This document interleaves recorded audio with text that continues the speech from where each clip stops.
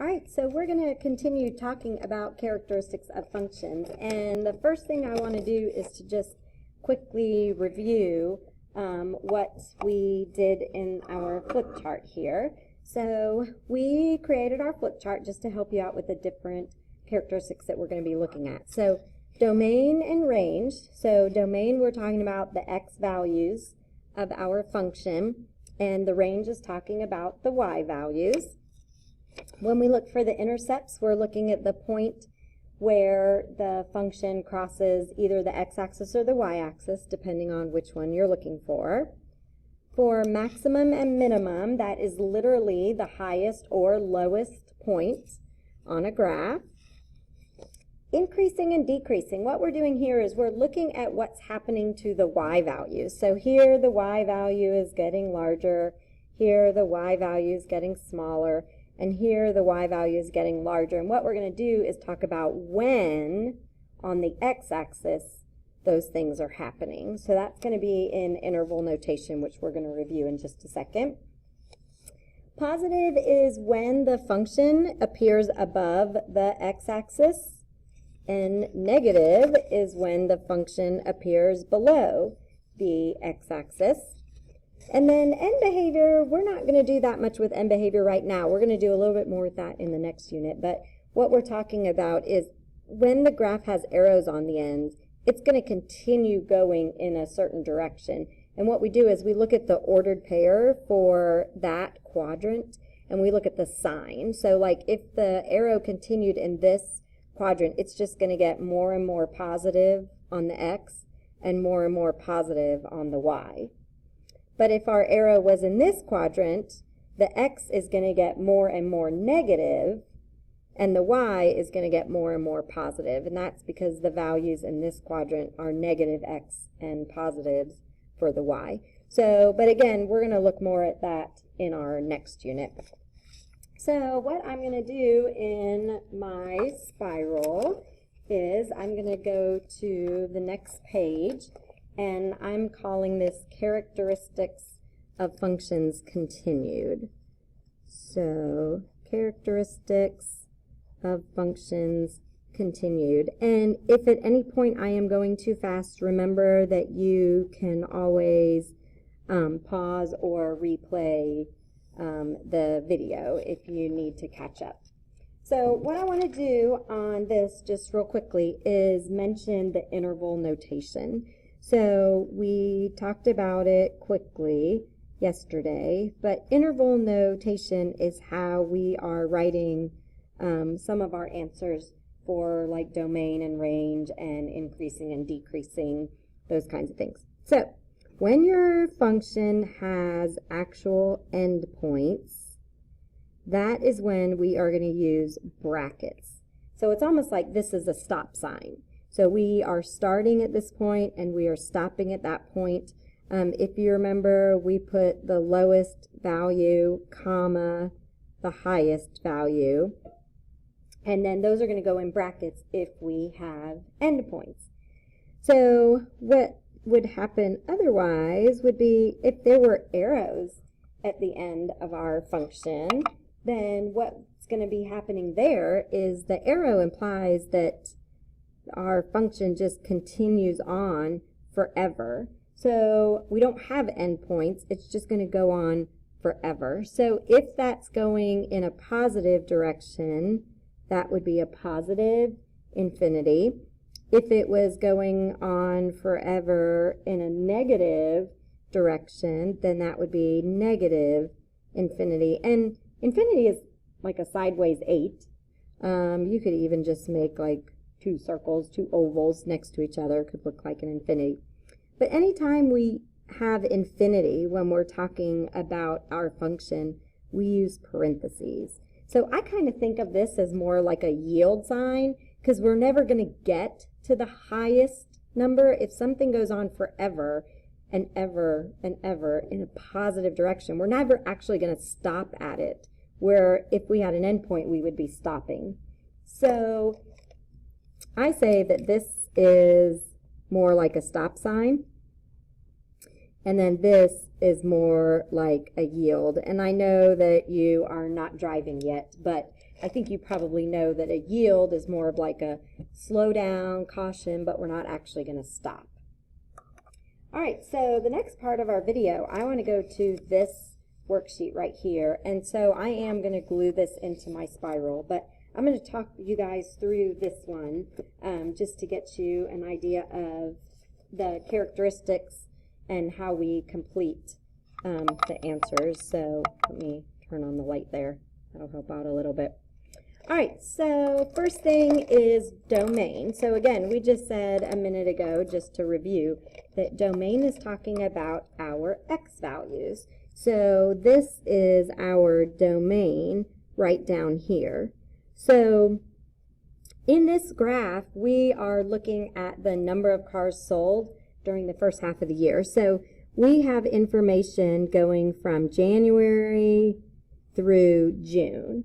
So for our domain, we can write it two ways. One thing we could do would be to say that we have information from January, until June. The other thing is, since it is math class, it would be okay to say that January is month 1 and June is month 6. So we have information on our x. So our x values are running from 1 to 6, which would be the month number that corresponds to the month.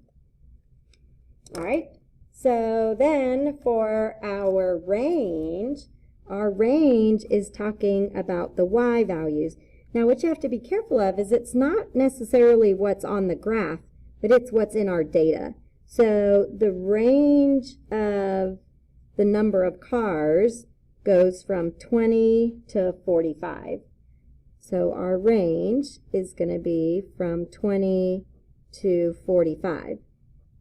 Now, the graph goes from 0 to 50, but our data goes from 20, which is the lowest y, up to 45, which is the highest y. So this right here is our range. All right, increasing and decreasing. So what I'm going to do is to go through my graph right here and label what's happening. So this piece right here is increasing, and then I get to about February, it looks like, and then I didn't sell as many cars then, but here I increased again from March to April, and then also from April to May. So I'm going to say that that whole piece right there is an increase. And then right here at the end, our sales went down again. So first thing I'm going to do is label the graph. Then what I'm doing over here is I'm going to say when this is increasing and when it is decreasing. So this is going to be when. All right, so car sales increased from January to February. So I'm going to use the numbers.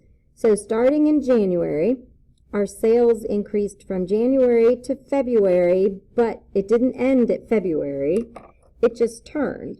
And then my car sales decreased between February and March, but it didn't stop in March. It just changed. And then my car sales started increasing between March to April to May. So from March to May, my sales increased, but again, they didn't stop. It just kept going. But from May through June, my sales dropped. So I had a decrease in my sales, and then that's where the data ends. So basically what's happening here is I'm shifting between increasing and decreasing, increasing and decreasing. So from here to here, the car sales were increasing. From here to here, my sales decreased. Between March and May, my sales increased. And then again, between May and June, my sales decreased. All right, next, maximum point. So the highest point on my function is right here. And that is a point, which is written as an ordered pair, and ordered pairs are always in parentheses. So this occurred in May, and my sales were 45 cars. So, or we could write it as 545. So what that tells me is that I sold the most cars during the month of May, and that's when I sold 45 cars. And then the minimum point, and again, this is a point, I am looking right here. So here's my lowest number of cars sold, and that occurred in January. So I could say 120, or I could say January and 20. So what this tells me is that I sold the fewest number of cars in January, and that month I only sold 20 cars. All right, again, those were points. So ordered pairs always have parentheses.